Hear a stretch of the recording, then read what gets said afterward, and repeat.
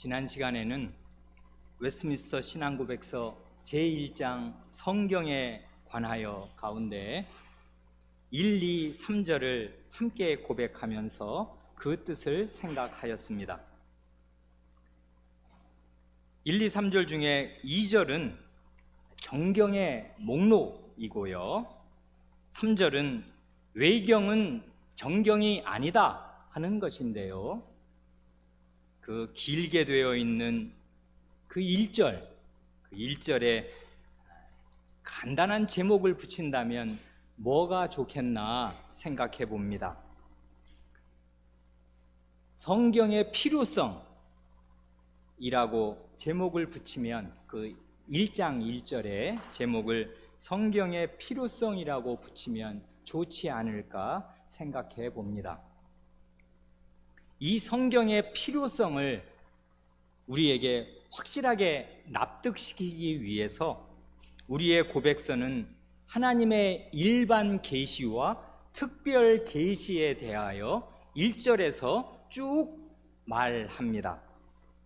먼저 하나님의 일반 계시, 곧 하나님께서 일반적인 방식으로 자기 자신을 열어 보여주시는 방식은 주로는 본성의 빛과 창조와 섭리의 일들로 나타납니다. 이런 하나님의 일반적인 계시, 일반 계시가 참으로 선하고 확실하고 풍부할지라도, 그래서 사람이 나는 하나님을 모른다 이렇게 핑계할 수 없을 만큼 확실할지라도, 그럴지라도 사람이 죄로 말미암아 어두워져서 눈 멀고 귀 멀게 된 까닭에 그런 하나님의 일반 계시만으로는 하나님이 과연 누구신지, 하나님의 뜻이 무엇인지 잘 알지 못하게 되고 그 결과로 구원에 이를 수 없게 됩니다. 실은 잘 알지 못하는 정도만이 아니라 결국에 가서는 이 하나님의 일반 계시가 있는데도, 아니 오히려 이 일반 계시로 말미암아 사람이 우상 숭배자로 드러나고 맙니다. 이게 참 무서운 일이 아닐 수가 없습니다. 본성의 빛을 주셨으나 그 빛은 꺼지고 캄캄하게 어두워지고, 창조와 섭리의 일들을 환히 보여주시나 하나님의 창조물을 도리어 신으로 섬깁니다. 이게 참 희한한 일이 아닐 수가 없습니다. 이집트에 가서 이집트 박물관을 가보니까요, 제가 보고 여러분이 본 모든 동물이 다 우상의 형태로 조각되어 있습니다. 쥐든 뱀이든 어떤 것든 다 들어있어요. 그러니까 이 사람은 이거 섬기고 저 사람은 태양을 섬기고 이 사람은 쥐, 이 사람은 악어, 그래 그런 거 짐승을 말입니다 미라로 만들어 놓았어요. 그래 그걸 섬긴 것입니다. 그러니 하나님께서 하나님 자신의 선함과 지혜와 능력을 나타내시려고 이 웅변처럼, 소리 없는 웅변처럼 하나님의 이 창조물이 우리를 온통 하루 종일 둘러싸고 있건만은 죄인은 하나님의 창조물을 도리어 신으로 섬깁니다. 그러니 이런 하나님의 일반 계시로는 하나님이 누구신지 알 수가 없고 결국 사람은 우상 숭배자가 되어서 결코 구원 얻는 길을 발견하지 못합니다. 그래 선하고 자비로우신 하나님께서는 사람을 구원하시기 위해서 아주 특별한 방식으로 자신을 열어 보여주시기를 기뻐하셨습니다. 그래 하나님의 특별 계시는 크게 보면요, 언어적인 방식으로, 한마디로 말씀으로 하나님 자신이 누구시고 하나님의 뜻이 무엇인가를 가르쳐 주셔서 그 말씀을 듣고 믿어서 구원을 얻도록 하신 것입니다. 그렇지만은 그 하나님의 말씀의 양이 이게 많아지고 그 말씀을 듣고 구원을 얻어야 할 사람들이 전 세계 전역에 쫙 퍼져 있는 데다가 이 사람의 구원을 방해하는 원수들이 우리 안팎에 많이 있다 보니 하나님의 이 구원의 말씀을, 이 구원의 계시를 가장 확실한 방식으로, 움직일 수 없는 방식으로 확정해 둘 필요가 있게 되었습니다. 그게 바로 성경이라고요. 곧 하나님의 언어적인 계시를, 이건 결국 말인데, 말씀인데, 이 말은 아시는 대로 공중에서 이렇게 흩어지고 나면은 없어지는 거 아니에요. 옛날엔 녹음기도 없었고 말입니다. 녹음기가 있었다 한들 히브리어로 하신 말씀 여기다 틀어주면 그게 하나님 말씀으로 우리에게 오늘 작용하는 것입니까? 안 된단 말이에요. 그래, 이 하나님의 언어적인 계시의 말씀을 책으로 기록하여 두시기를 기뻐하셨습니다.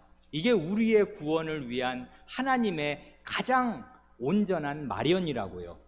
그래, 언어적인 계시라고 할 때 그저 하나님의 말씀만이 아니라요, 하나님이 하신 말씀도 거기에 들어있고 하나님이 행하신 일에 대한 일도 들어있단 말입니다. 하나님이 과거에 이렇게 말씀하셨다, 우리의 구원을 위해서. 그리고 우리의 구원을 위해서 이러이런 일을 행하셨다 하고 말하잖아요. 그 말이 쌓였단 말입니다. 그거를 책으로 기록을 하여서 변하지 않도록 확실하도록 그렇게 정해서 우리에게 주셨다, 그것입니다.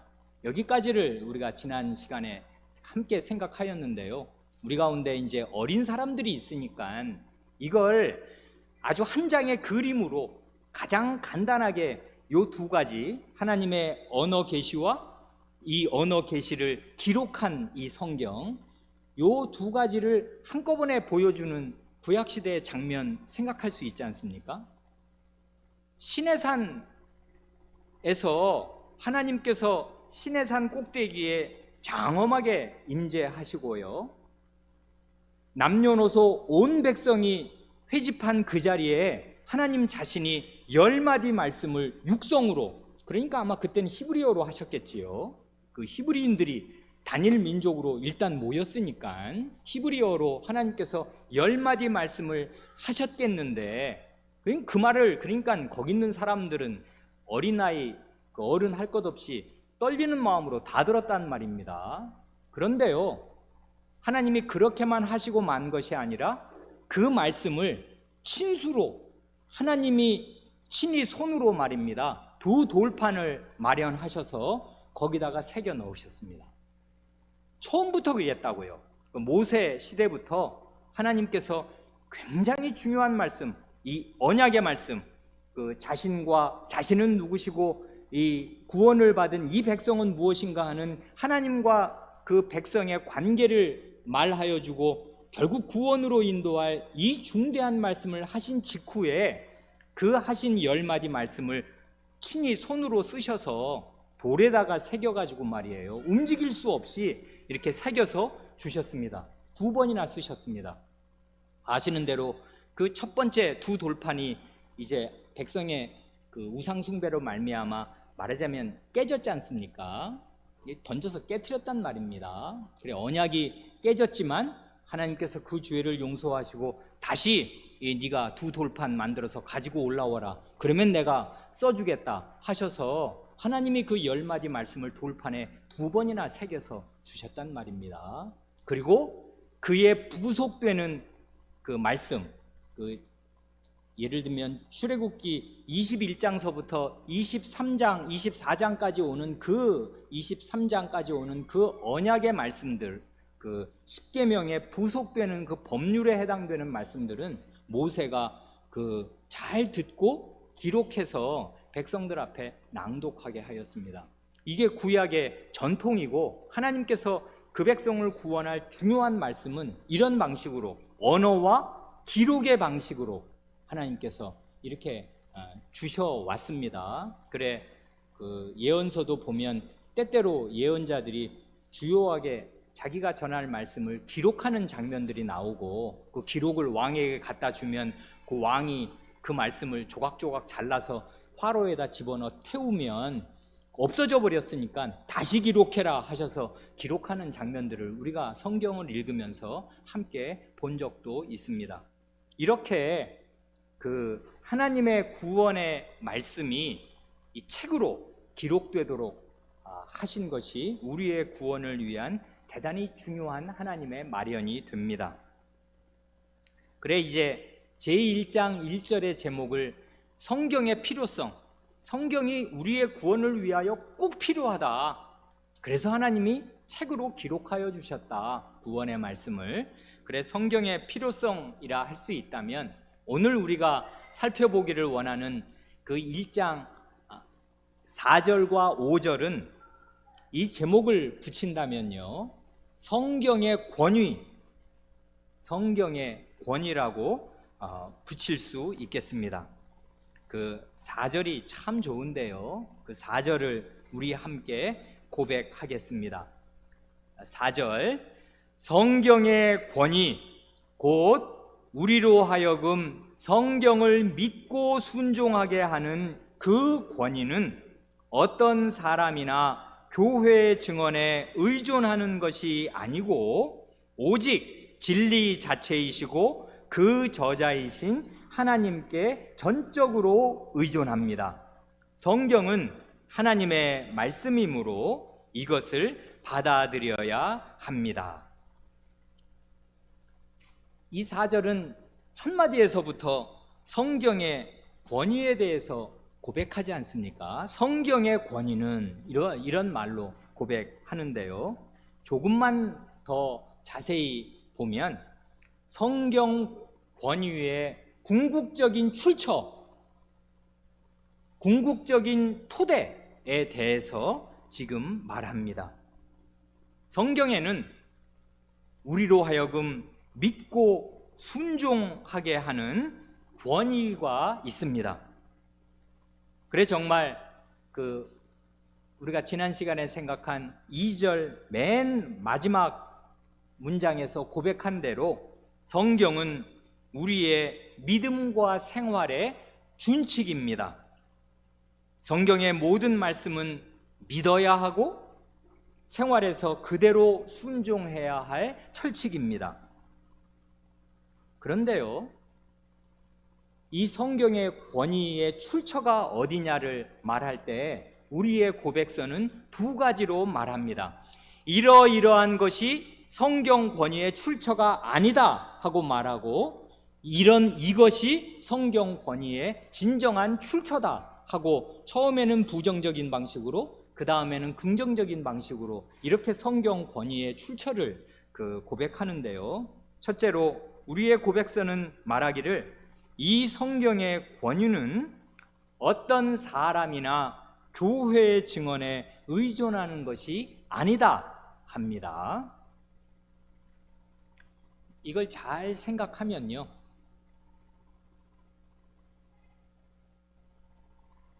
이 4절의 고백은 바로 앞 3절의 고백과 마찬가지로 로마교의 그릇된 주장을 배격하면서 참된 신앙을 지금 고백하고 있는 것입니다. 그래 먼저 서론적으로 말씀드리고 싶은 것은 이처럼 역대의 신앙 고백서에는 그 시대 배경이 들어 있습니다.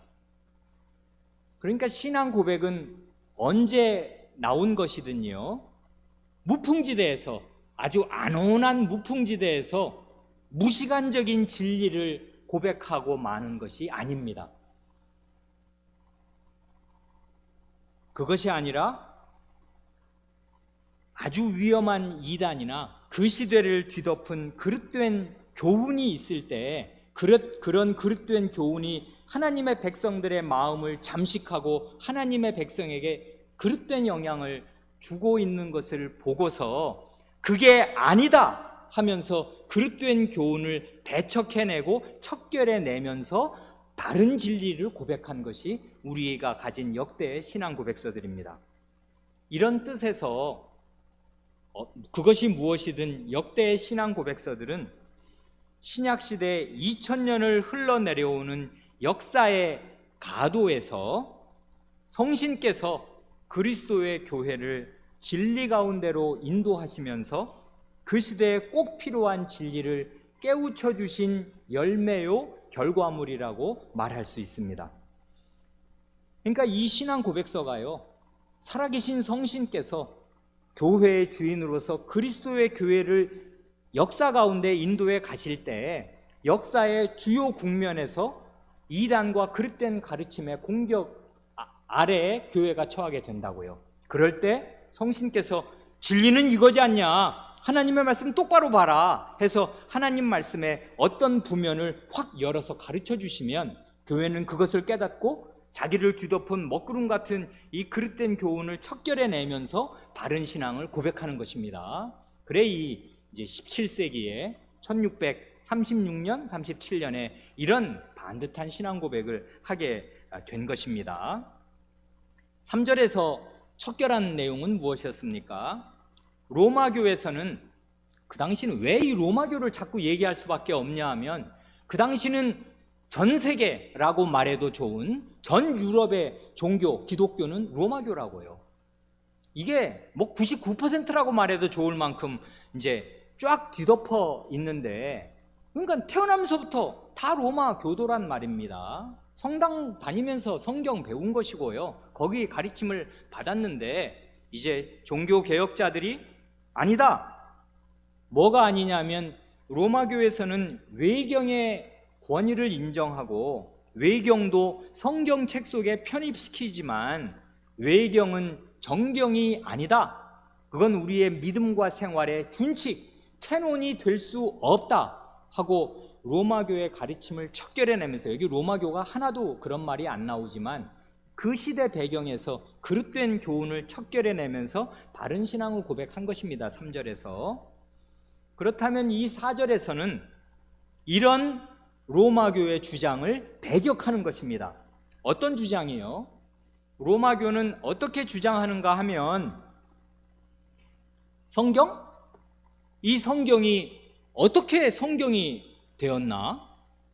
아니, 이 66권의 정경 목록, 창세기서부터 요한계시록에 이르는 이 66권의 정경 목록을 누가 확정했나? 그거 교회가 정한 것이다, 이렇게 주장하는 것입니다. 이걸 잘 깊이 생각하지 않으면 말이 맞는 것 같습니다. 아니, 오늘날 우리가 그 구약 39권, 신약 27권, 이거 처음부터 하나님이 하늘에서 이렇게 정해서 땅에 떨어뜨려 주신 것입니까? 아니란 말이에요. 회의를 교회가 모여서 했고, 이건 성경 아니고 그 성경 비슷한 책들 많이 돌아다닌 것입니다. 거짓말로도 써서 이게 사도의 글이다, 뭐 바울과 바나바 있지 않습니까? 바나바의 글이다 해가지고 하는 것들이 또 이 1세기 교회에 돌아다니고, 이런저런 사람의 글이다 하는 것들이 돌아다닐 때, 아니 이건 성경 아니다, 하나님의 말씀 아니다, 뭐 읽어서 나쁠 건 없는지 몰라도, 왜 우리가 소설도 읽고 다른 책들 많이 읽으니까 그렇게 해서 읽으려면 읽을지 몰라도 적어도 성경, 정경은 아니다, 이렇게 교회 회의에서 가려냈고, 그래 교회 회의에서 성경 66권의 목록이 확정되었습니다. 언제? 그래서 2세기 정도 이래로는 교회가, 신약의 교회가 구약 39권, 신약 27권의 이 정경 목록을 가지고서 이것을 성경으로 인정하게 되었다, 그 말입니다. 그런데 이 로마교의 이런 주장, 결국 성경 누가 정했어? 교회가 정한 거 아니야? 라는 이런 주장을 비판 없이 그대로 받아들이면 어떻게 되냐 하면, 처음에는 성경과 교회를 나란히 놓는 것 같습니다. 성경은 하나님의 말씀이니까 중요하고, 그리고 이렇게 성경을, 정경의 목록을 정한 교회도 중요하지, 이렇게 성경과 교회를 나란히 놓는 것 같은데, 이 말을 비판 없이 받아들이면 어떻게 되는가 하면, 결과적으로는 어떻게 되는가 하면 교회가 성경 위에 있게 됩니다. 왜요? 아니 이게 성경이 아닌지 긴지, 이게 하나님의 말씀이 아닌지 긴지를 누가 판단하는가 하면 최종적으로 교회가 판단하는 것입니다. 그렇잖아요. 간단히 말해서 교회는 결국 사람으로 이루어지는 거 아니에요. 교회는 신자들로 이루어지는데, 사람이 이게 하나님의 말씀인지 이게 하나님의 말씀이 아닌지를 판단하고 정하게 된다 그 말이에요. 그런 것입니까? 그럴 수 있는 것입니까? 그게 아니란 말이에요. 교회가 회의를 통해서 정경의 목록을 정했다 할 때 그 말이 사실로 틀린 말이 아니지만은, 그렇다고 해서 교회가 이건 하나님의 말씀이고 이건 하나님의 말씀이 아니다 하고 자기가 정할 수 있냐면 그것이 아니고, 교회는 하나님의 말씀임이 충분히 입증된 사실을 받아들인 것뿐입니다. 하나님께서 스스로 이게 내 말이야 하고 능력 있게 입증하신 그 말씀이 틀림이 없으니까 그 하나님의 말씀의 권위를 아멘, 이건 정말 하나님의 말씀입니다 하고 엎드려서 받고 인정한 것뿐이라고요. 아, 요건 하나님의 말씀이네, 아, 요건 아니네, 요렇게 교회가 이렇게 책상에 앉아가지고 권위 있게 정한 게 아니란 말입니다. 하나님께서 스스로 하나님의 말씀으로 입증하여 주신 그 사실을 교회는 그대로 받아들인 것뿐입니다. 요걸 주의하지 않으면 어떻게 되냐 하면, 이런 식의 로마교 논리, 정경의 목록을 결국 교회가 정했다 하는 식의 논리가 18세기로 흘러오면 어떻게 되냐 하면, 신학적인 자유주의자들에게 이 논리가 그대로 들어갑니다. 그래, 성경의 권위를 아주 결정적으로 훼손하는 일이 마구 자행되었습니다. 어떻게 해요? 대단히 똑똑한 학자들이요, 신학 박사 같은 사람들이요, 독일에서 성경을 원전으로 읽습니다. 그 사람들은 신학 박사입니다. 여러분들처럼 성경 읽는 거 아니라고요. 이거 성경 히브리어로, 헬라어로, 라틴어로 원전을 읽습니다. 근데 읽다 보면은 이건 뭔가 이상합니다. 아니 이게 이런 말이 여기 갑자기 왜 나오지? 아, 이건 후대의 말이 편집 과정에서 잘못 들어간 거야 하고 추려냅니다. 그 사람들은 도사라고요, 도사. 우리같이 어리버리하게 성경을 그냥 읽는 사람들 아니고 굉장히 정밀하게 그 원전으로 읽습니다. 읽다가 보면 사람의 생각으로 이해가 안 가는 데가 많거든요. 그러면 설명을 합니다. 아, 요건 후대에서 갖다 잘못 붙인 거야. 그거 잘라냅니다.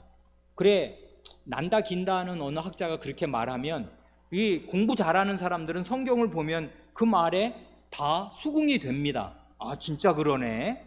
그런데 난다 긴다 하는 사람 한 사람만 있는 거 아니지 않습니까? 또 다른 난다 긴다 하는 학자가 그런 거를 바탕으로 다시 성경을 읽습니다. 아, 자기가 보니 요 부분만 문제가 아니라 요 부분도 문제랍니다. 그래서 또 제껴냅니다. 이런 식으로 성경을 말하자면 난도질하기 시작하였습니다. 그래, 성경이 어떻게 됐냐면, 성경이 하나님의 말씀이다가 아니고요, 성경은 하나님의 말씀을 포함하고 있다가 되었습니다. 비슷한 말 같지요? 성경이 하나님의 말씀을 포함하고 있으면 어떻게 되냐 하면, 하나님의 말씀 아닌 것도 있고 하나님의 말씀인 것도 있고 그런 것입니다. 그걸 누가 판단하고 누가 가려내냐 하면 성경 학자들이 가려냅니다.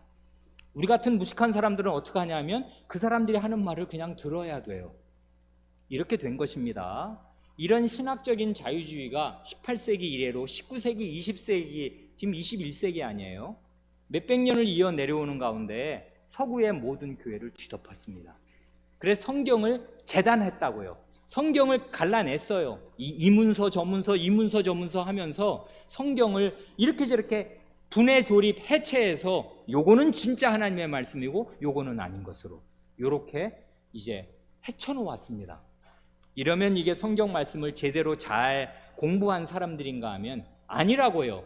이게 로마교의 그 정신, 말하자면 성경의 정경 목록을 교회가 정한 거지 하는 그 그릇된 정신이 말하자면 이런 식으로 이어져 내려와서 성경의 권위 전체를 뒤흔들게 된 것입니다.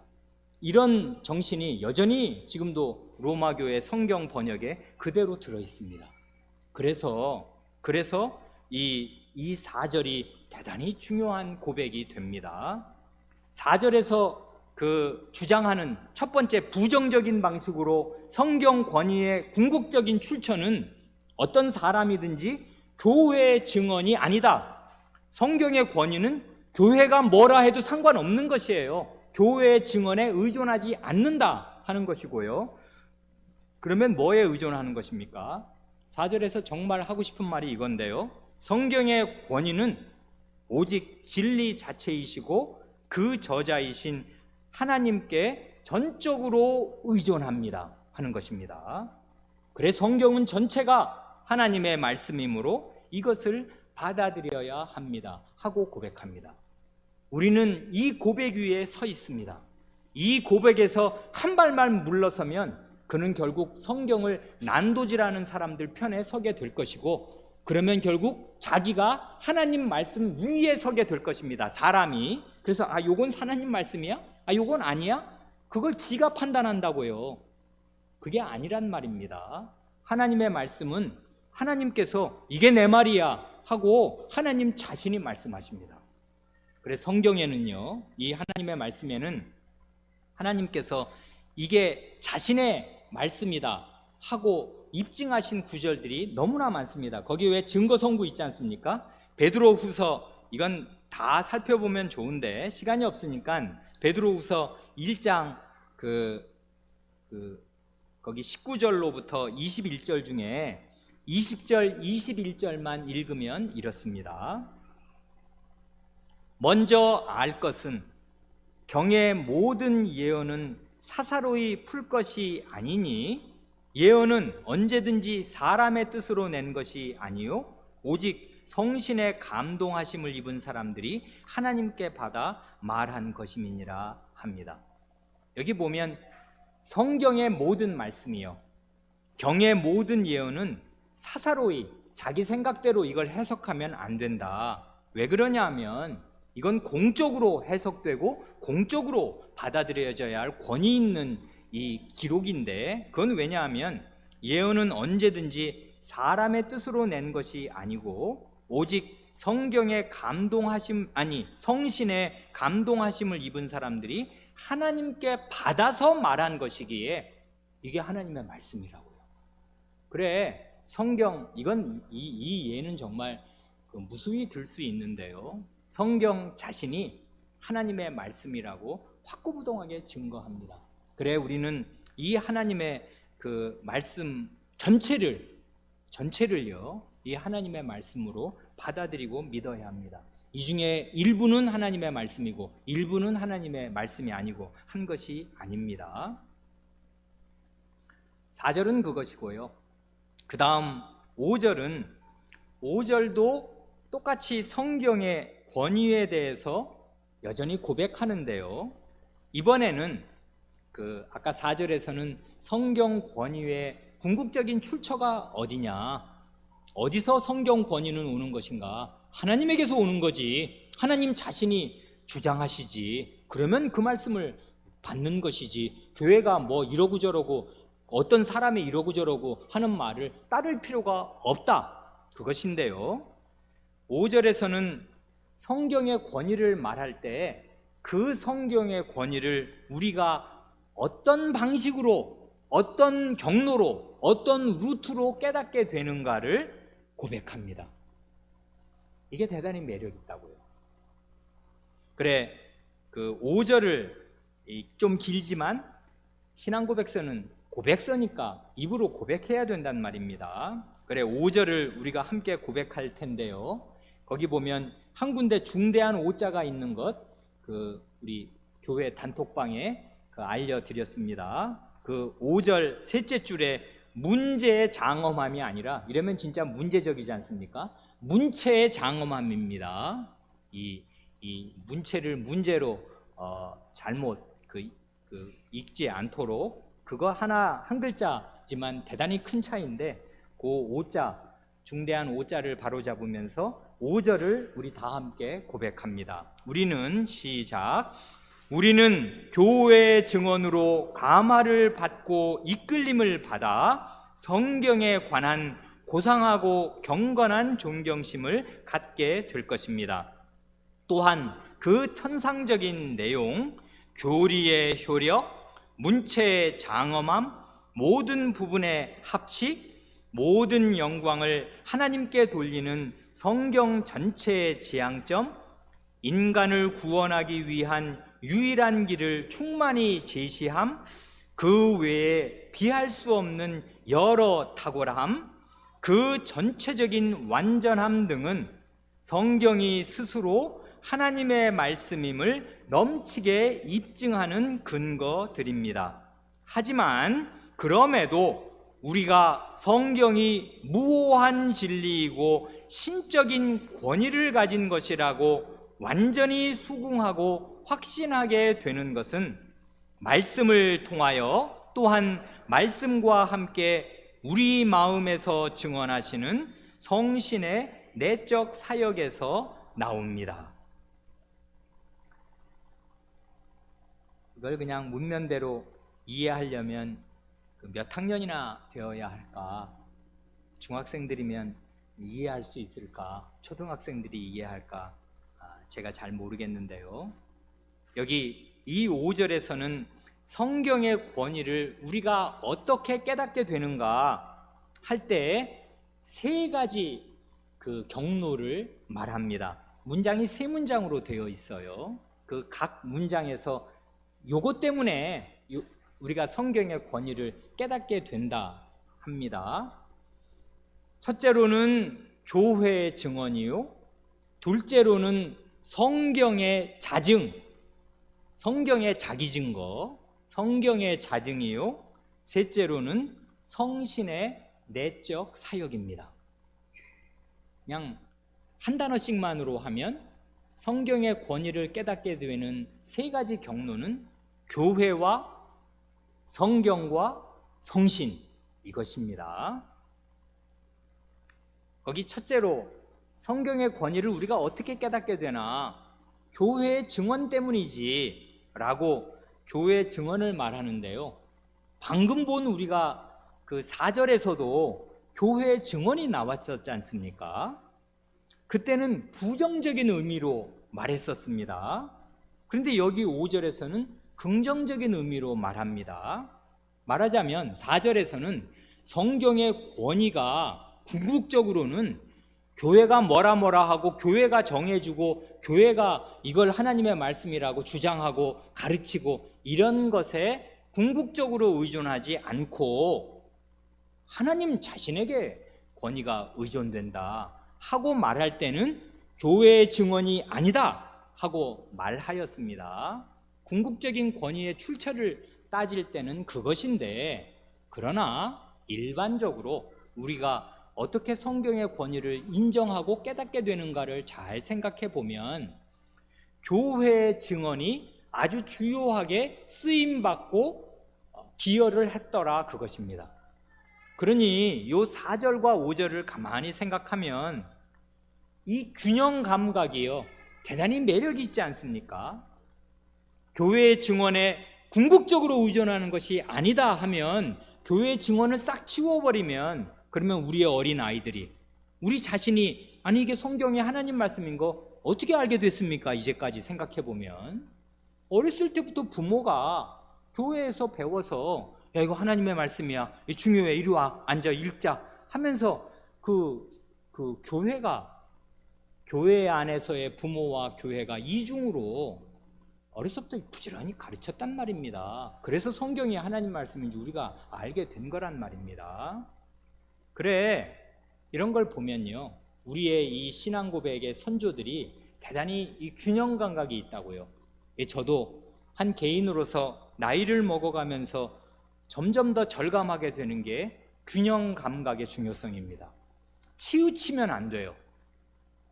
사람이 무지하고 무식하면 과격하게 말하게 되기가 아주 쉽고요, 판단이 좌우로 치우치기가 아주 쉽습니다. 뭘 하나 작은 걸 알고 있는데 그걸 무지하게 중요하게 말하면서 그 그늘, 그 반대편에 있는 똑같이 중요한 비중이 있는 것을 놓치고 하나 조그만 걸 안 걸 가지고 굉장히 강조해서 말한다고요. 이게 무지한 사람의 특징입니다. 균형 감각의 상실, 어디로 치우치는 거. 그런데 우리의 신앙 고백 보세요. 교회의 증언, 처음에는 그것에 성경 권위가 달려있지 않다라고 말하지만, 그러나 교회의 증언, 성경의 권위를 깨닫는데 중요하다. 교회의 증언을 통해서 우리가 거기에 이끌림을 받아서 성경에 관한 고상하고 경건한 존경심을 갖게 되지 않았나, 그 사실을 아울러 말합니다. 그러니까 이런 하나님의 말씀을 온전하게 익히게 되면 이런 균형 감각을 갖게 될 것입니다. 함부로 말하지 않게 될 것입니다. 핏대 올리면서 진리의 일부분을 가지고 그것이 마치 전부인 것처럼 주장하지 않게 될 것입니다. 둘째가 그 긴 문장, 가운데 있는 그 각주 11번 달린 긴 문장이지 않습니까? 이걸 전체로 말하면 성경의 자증, 성경의 권위 어떻게 우리가 깨닫나, 성경이 스스로 증거해서 우리가 받아들일 수밖에 없고 깨달을 수밖에 없게 되었습니다. 성경의 자기 증거란 무엇입니까? 여기 이렇게 구구절절 소개하였습니다. 또한 그 천상적인 내용, 교리의 효력, 문체의 장엄함, 모든 부분의 합치, 모든 영광을 하나님께 돌리는 성경 전체의 지향점, 인간을 구원하기 위한 유일한 길을 충만히 제시함, 그 외에 비할 수 없는 여러 탁월함, 그 전체적인 완전함 등등등. 이건 뭐 다 꼽을래야 꼽을 수가 없으니까 대표적인 거 몇 가지를 들면 이 정도인데, 이런 등이 성경이 스스로 하나님의 말씀임을 넘치게 입증하는 근거들입니다 합니다. 그러니까 사실은 말이 필요 없고요, 성경은 읽고 들으면 됩니다. 그러면 이 성경 말씀이 그냥 자기 능력을 발산해요. 성경은 그러니까 요즘 우리 젊은 사람들 하는 말로 자체 발광입니다. 스스로 빛을 비춰요. 그래, 눈을 딱 닫고 성경책을 안 읽으니까 그렇지, 성경 말씀 안 들으니까 그렇지, 성경 말씀을 듣고 성경 말씀을 펴서 읽으면 이 자체 발광하는 성경 말씀의 위력을 알게 된다, 그 말입니다. 그래, 오늘 우리가 본문으로 읽은 히브리서 4장 12, 13절에 그 유명한 말씀이 그거지 않습니까? 하나님의 말씀, 곧 성경 말씀은 살았고 운동력이 있어 좌우의 날선 어떤 검보다도 예리하여 혼과 영과 및 관절과 골수를 찔러 쪼개기까지 하며 또 사람의 마음과 생각을 감찰하나니 지으신 것이 하나라도 그 앞에 드러나지 않음이 없고 오직 만물이 우리를 상관하시는 자의 눈앞에 벌거벗은 것 같이 드러나느니라 할 때, 이게 바로 성경 말씀의 위력입니다. 성경은 단순한 책이 아니라고요. 그러니까 이거 책 읽듯이 맨 처음에는 멋모르고 읽을 수가 있습니다. 그런데 이 말씀이 살아있어요. 살아 꿈틀댄단 말입니다. 그래서 여러 번 말씀드렸듯이 성경은 우리가 성경을 읽는 거지 않습니까? 성경을, 이게 책이니까 다른 소설책 읽듯이 책을 읽어요. 근데 여기 보면 이 히브리서를 요 4절을 보면 누가 누구를 읽습니까? 하나님의 말씀이 나를 읽어요. 이게 보면 하나님의 말씀이 내 속을 쫙 읽고 있어요.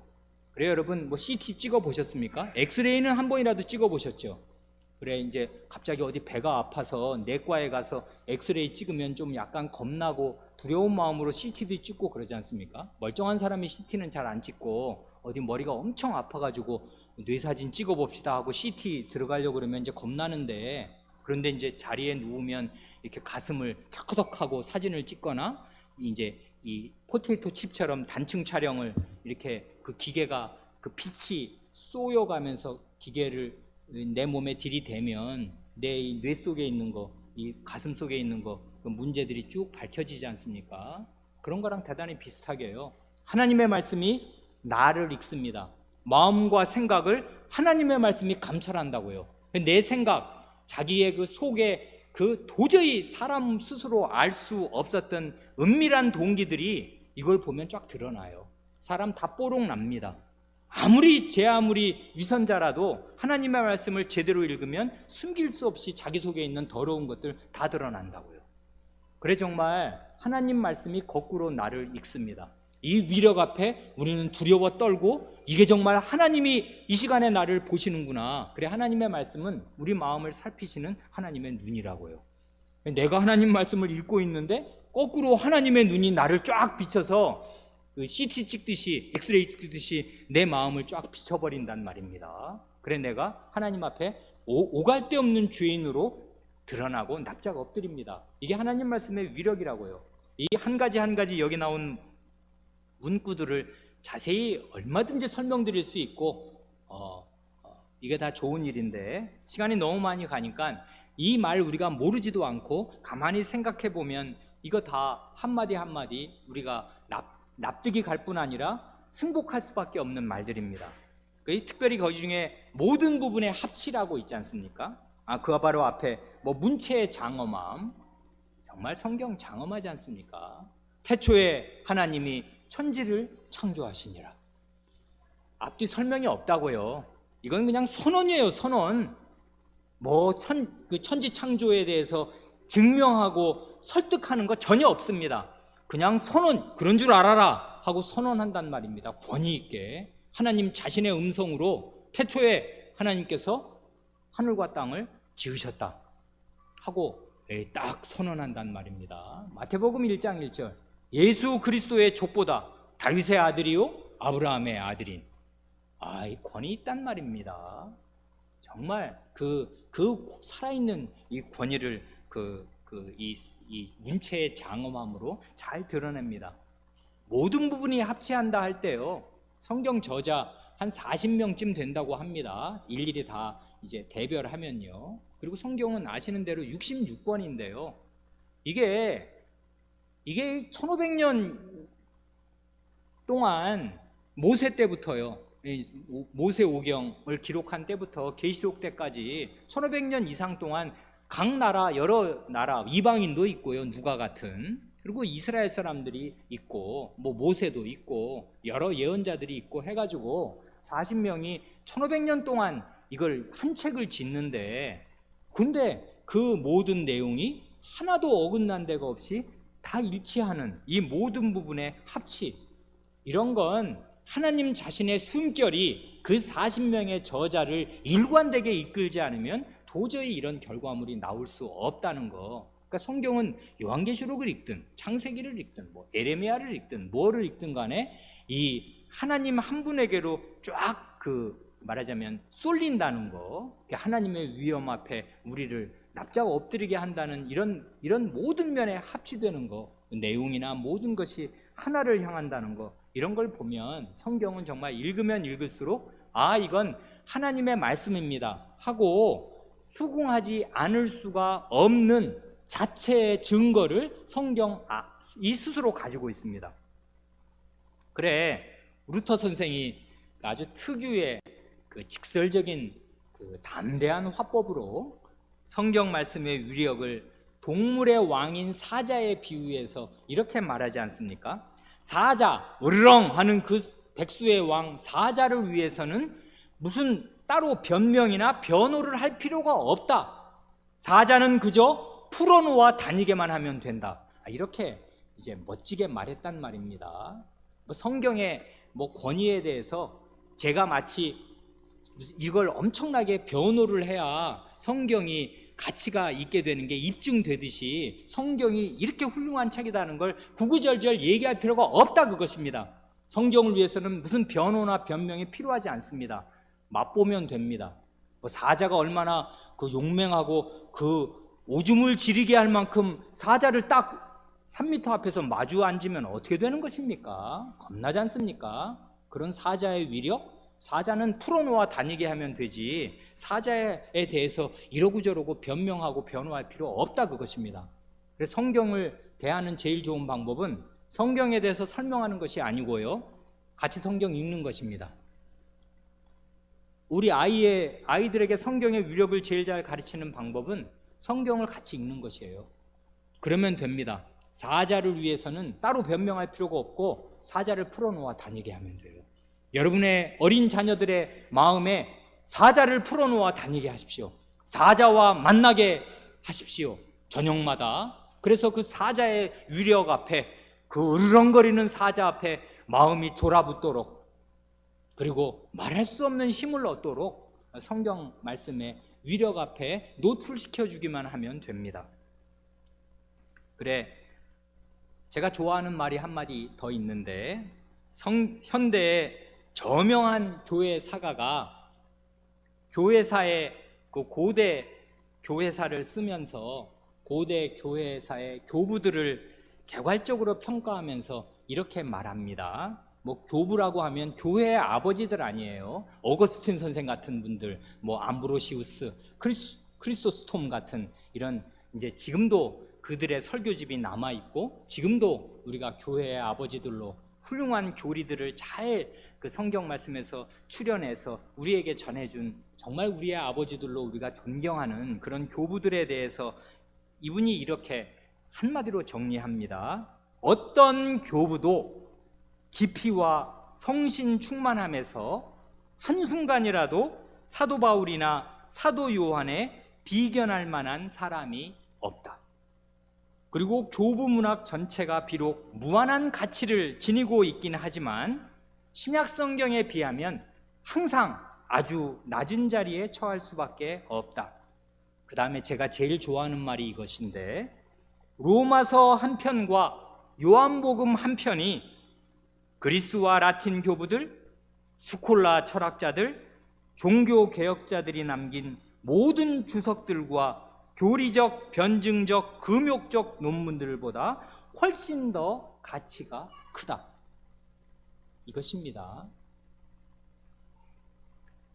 2000년 동안, 신약 성경이 완성된 이래로 2000년 동안을, 아니 1500년 동안을 이 사람이 이 한 문장으로 요약합니다. 그리스와 라틴 교부들, 2, 3, 4세기까지 오는 그리스와 라틴 교부들, 그 다음에 중세 천년을 차지하는 스콜라 철학자들, 그리고 16세기의 종교, 그 빛나는 혜성 같은 종교 개혁자들, 그들이 남긴 그 빛나는 모든 주석들, 설교집들 남아있는데, 그 모든 것들이 로마서 한 편과 요한복음 한 편에 미치지 못한다, 그것입니다. 그렇습니다, 여러분. 난다 긴다 하는 목사들의 설교집 다 좋습니다. 여러분 설교집 가지고 계신 거, 뭐 성약출판사에서 출판된 거 좋습니다. 부지런히 읽으십시오. 목사의 설교 부지런히 들으십시오. 그런데요, 로마서 한 편, 요한복음 한 편의 가치가 그 모든 것을 뒤덮고도 남습니다.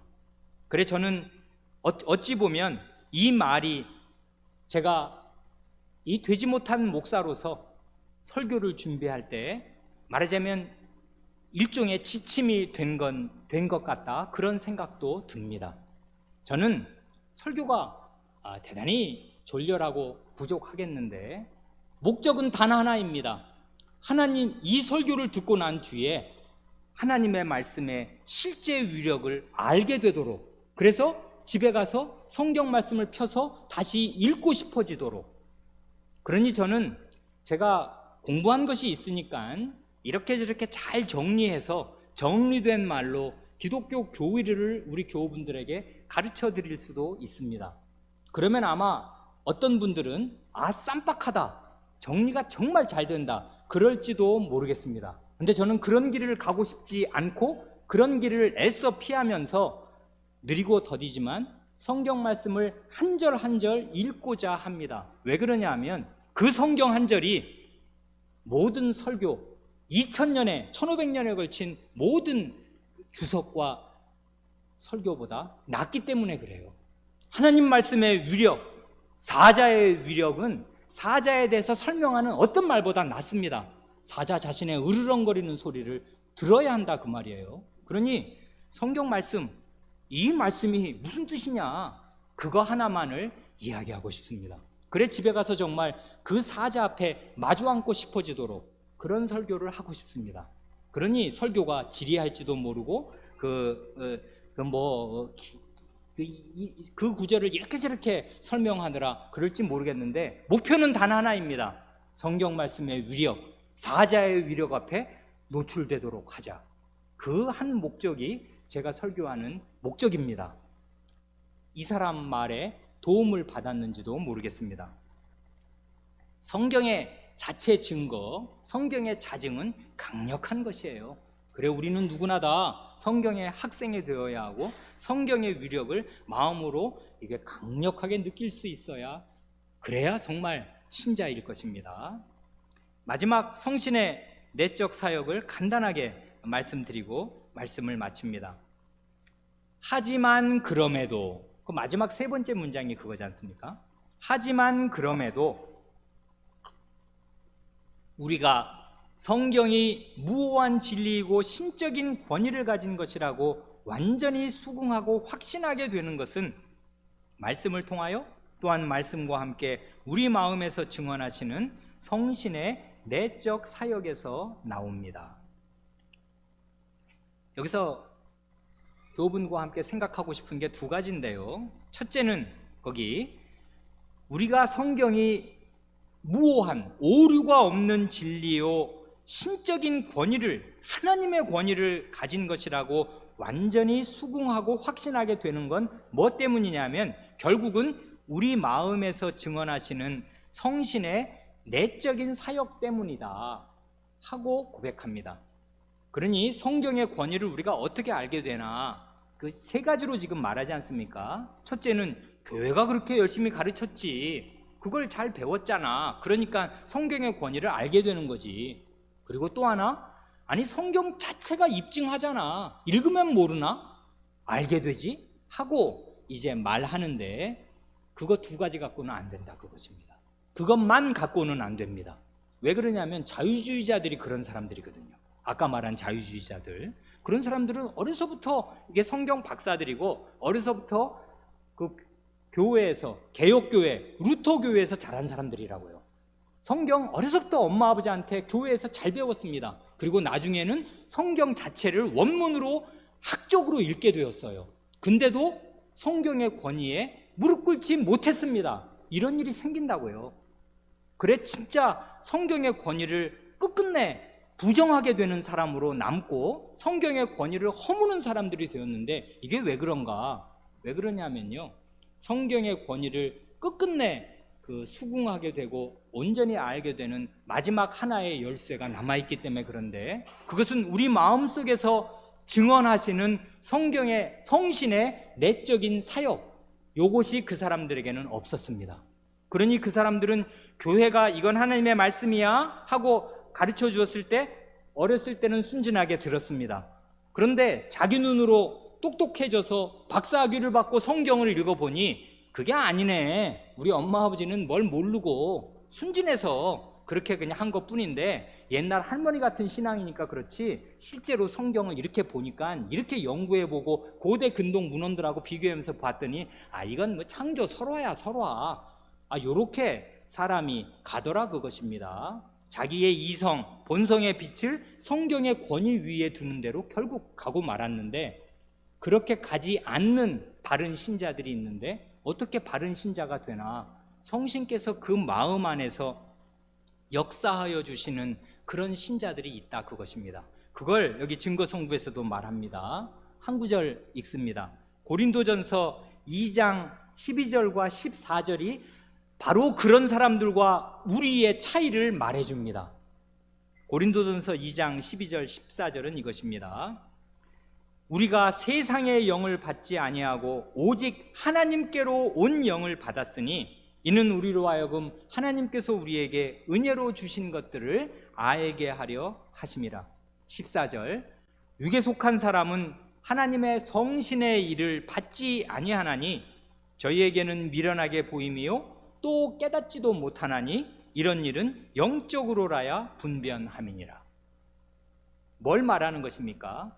하나님께서 우리에게 은혜로 주신 것들, 이걸 그냥 한마디로 뭉뚱그리면 가장 좋은 구원일 것입니다. 구원과 영원한 생명과 하나님 나라와 하나님 자신, 하나님의 모든 은혜, 이것을 우리로 하여금 알게 하시기 위해서 하나님께서 이 세상의 영이 아니라 하나님의 영, 하나님의 신을 우리에게 주셨습니다.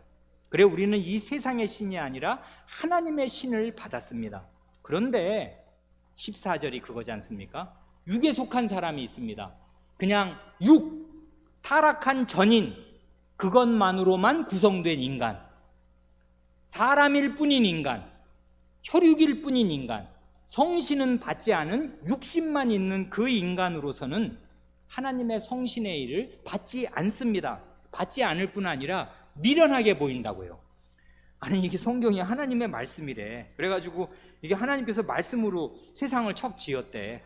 예수님이 뭐라고 말씀하시니까 물고기 5병이요, 보리떡 5개, 물고기 2마리가 5,000명, 남자만 5,000명이니까 여자 합치고 애까지 합치면 한 2만 명 되는 군중을 쫙 먹였대. 야, 이건 뻥이지, 뻥. 소설 아냐, 소설. 어떻게 그런 소설을 그게 사실이라고 믿냐? 하고 생각합니다. 미련하다고 생각한다고요. 육에 속한 사람들, 똑똑한 사람들, 신학 박사들이 성경을 고지고대로 믿는 것을 미련한 일로 여깁니다. 그래서 성경을 재단하기 시작했다고요. 이 마구잡이로 난도질하기 시작하였습니다. 왜 그렇습니까? 저희에게는 미련하게 보이고 육에 속한 사람은 성신의 일을 받지 아니하고 깨닫지 못하기 때문에 그렇습니다. 이런 일은 영적으로라야, 곧 성신으로라야 분별합니다. 그래, 이건 신비입니다. 목사가 1000번 얘기하고 10,000번을 얘기해도 안 되는 사람은 안 됩니다. 왜 그렇습니까? 마음에 성신을 받지 않으면 성경 말씀의 진정한 권위 앞에 무릎 꿇지 않아요.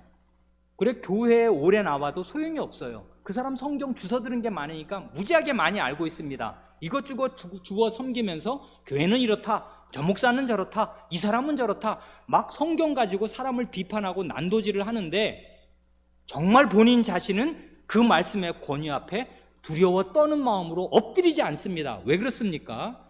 성신의 내적 조명이 그에게 없어요. 성신께서 이 말씀의 위력 앞에 무릎 꿇게 하는 그 성신을 받지 않았어요. 육신으로만 성경을 읽는 것입니다. 이것도 책이긴 책이지. 그렇잖아요. 이거 한글이지 않습니까? 읽으면 돼요. 안다고요, 아는 만큼은. 그리고 바보가 아니면 교회에서 들으면은 한글 말로는 이해가 될 거 아니에요. 그러니까 자기가 안다고 생각을 한다고. 그러나 그 마음의 중심, 그 마음의 가장 깊은 곳이 하나님의 말씀의 권위 앞에 꿇어 엎드리지 못해요. 그리고 안 믿어집니다. 그리고 자기가 믿는다고 착각했는데 사는 행태를 보면 전혀 그 권위 앞에 꿇어 엎드린 종의 모습이 아니에요. 지가 하나님이야. 그래서 막 교회를 재단하고 다녀.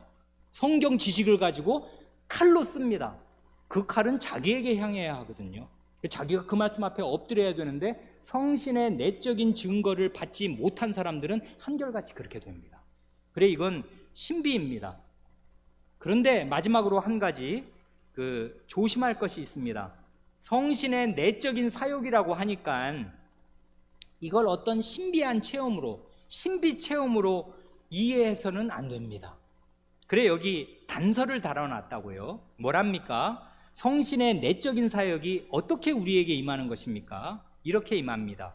말씀을 통하여 또한 말씀과 함께 우리 마음에서 증언하시는 성신의 내적 사역이라고. 성신이 어떤 식으로 우리 마음 안에서 일하신다는 것입니까? 말씀을 통하여 말씀과 함께입니다. 이게 대단히 중요하다고요. 그게 앞으로 시대가 뒤숭숭해질수록 이런데 이 신앙 고백의 뜻을 이해하지 못하고 성신의 신비 체험을 의지하는 이상한 말뿐인 신자들 무지하게 많이 나올 것입니다.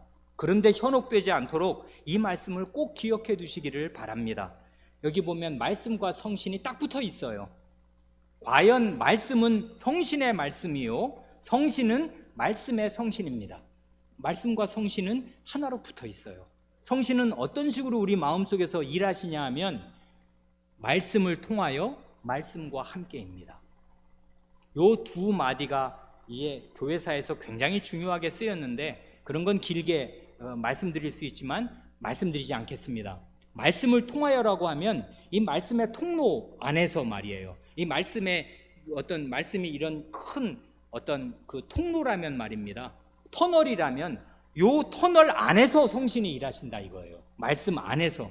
그리고 말씀과 함께 그러나 성신은 하나님이시니 하나님 자신의 말씀 안에 갇혀서만 일하시는 게 아니고 오히려 말씀 위에서 이 말씀과 함께 일하신다 할 때는 말씀과 함께이고, 말씀을 통하여는 말씀 안에서 이 말씀의 이 통로 안에서 일하신다, 그걸 지금 말하는 건데, 이렇게 말하든 저렇게 말하든 말씀과 함께 언제든지 성신은 일하십니다. 요 말씀을 제외해 놓고 성신의 어떤 신비 체험을 이야기하면 곧이어 더 고백하는 데서 명백하게 드러나듯이 그건 다 가짜입니다. 그건 개꿈이라고요. 전혀 그런 거 뭘 보셨든 상관없어요. 간밤에 꿈자리가 너무나 생생해서 일어나서 10년을 가도 잊혀지지 않을 뭘 봤더라도 다 개꿈으로 아시면 됩니다. 말씀과 함께 말씀을 통하여입니다. 하나님 말씀을 더 깨닫게 해주시는 그런 성신의 내적 사역, 그것을 붙드시면 됩니다. 이걸 성경 말씀으로 입증할 수 있는데 이 말씀을 드리고 말씀을 마칩니다. 요한복음 16장 13, 14절에 주님께서, 이게 마지막 밤이에요, 잡혀 돌아가시던 그 밤에 성신에 관하여 이렇게 말씀하시거든요. 그러하나 진리의 성신이 오시면 그가 너희를 모든 진리 가운데로 인도하시리니 그가 자의로 말하지 않고 오직 듣는 것을 말하시며 장래일을 너희에게 알리시리라. 그가 내 영광을 나타내리니 내 것을 가지고 너희에게 알리겠음이니라 하십니다. 그리스도께서 지금 시간이 없고 마지막 밤입니다. 굉장히 중요한 말씀을 하시는데 성신을 가리켜 진리의 성신이라고 하십니다. 말씀하고 붙여서 성신은 이름 자체가 진리의 성신이에요. 말씀의 성신이시라고요. 그래, 진리의 성신이 오시면 그분 자신이 진리의 성신이시므로 너희를 모든 진리 가운데로 인도하신다 하십니다. 그런데 그 진리란 무엇입니까? 바로 뒤에서 말씀하시는 놀라운 것인데, 듣는 것입니다. 성신이 듣고서 말씀하시는 게 진리예요. 누구한테 듣습니까? 하나님에게서 들으시고 예수님에게서 들으십니다. 그래, 듣는 것을 말하시고 장래일을 너희에게 알리시겠습니다. 이때 장래일은 그 전에 말씀드린 일이 있습니다. 성신이시니까 미래에 어떤 일, 될 일 예언하신다고 그런 말 하려는 게 아니라 예수님이 지금 돌아가시기 전날 이 말씀하신단 말입니다. 여기에 장래일이란 예수님의 고난과 부활이라고요. 바로 닥칠 그 일의 참뜻을 성신께서 알려주실 것입니다. 그리스도에게 들으신 대로 그리스도의 고난과 부활, 이 진리의 핵을 알려주시겠습니다. 그 다음 말, 그가 내 영광을 나타내리니 내 것을 가지고 너에게 알리겠습니다. 아주 여긴 노골적으로 말씀하십니다. 성신은 예수님의 영광을 나타내시는 분이고, 내 것, 아까 듣는 것, 그것이 곧 내 것이거든요. 예수님의 것, 예수님의 말씀을 가지고 너희에게 알리십니다. 그러니 성신은 그야말로 진리의 성신인데, 이 진리의 성신은 말씀의 성신이고 예수 그리스도의 말씀을 가지고 그 말씀을 깨우쳐 주시는 분이라고요. 그래, 말씀을 통하여 말씀과 함께입니다. 이 5절 전체를 한 장의 그림으로 요약할 수 있겠습니다. 그 한 장의 그림을 보면 교회가 우리를 둘러싸고 있습니다. 교회의 증언, 교회 속에 우리가 있습니다. 그리고 우리 앞에 성경책이 있습니다. 성경의 자증. 그래, 교회의 증언을 받고 교회에서 하나님 말씀 배운 뒤에 혼자 성경을 펴고 성경책을 읽습니다. 그럴 때 성신께서 그 말씀 안에서 말씀과 함께 우리 마음속에서 진리는 이것이다, 이걸 믿어라, 이렇게 해라 하고 그 마음속에서 일깨워 주십니다. 이게 이 5절을 그냥 하나로 이해할 수 있는 그림이겠습니다. 이런 방식으로 우리는 성경의 권위를 깨닫고 그 성경의 권위 앞에 납작 엎드립니다. 그럼으로써 우리는 구원을 얻고 계속 구원의 길로 갑니다. 기도드리겠습니다.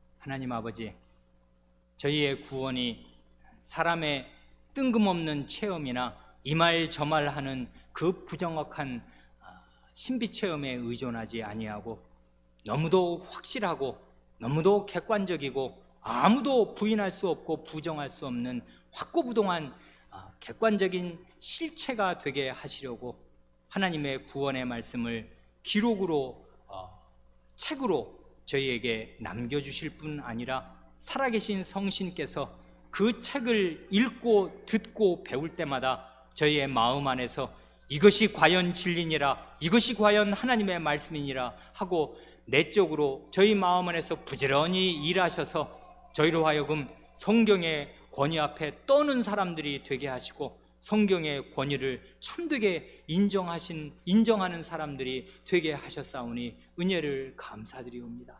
저희는 이 신비를 다 이해할 수가 없고 이 신비를 조리 있게 다 설명할 수도 없을 뿐 아니라 설명한다 한들 그 설명으로 모든 사람이 납득하는 것도 아니겠사옵니다. 오직 마음에 성신을 부어주신 사람들은 하나님 말씀의 권위를 제대로 깨닫고 이 말씀이 영생의 말씀임을 알아 이 말씀을 믿고 순종하며 사오니 저희가 다 성경 말씀, 하나님의 말씀의 학생들로 살게 하시옵소서. 내가 너에게 분부한 모든 것을 가르쳐 지키게 하라 하신 말씀이 저희 삶에 일관되게 나타나고 관철되게 하시옵소서. 우리 구주 예수님의 이름으로 기도하옵니다. 아멘.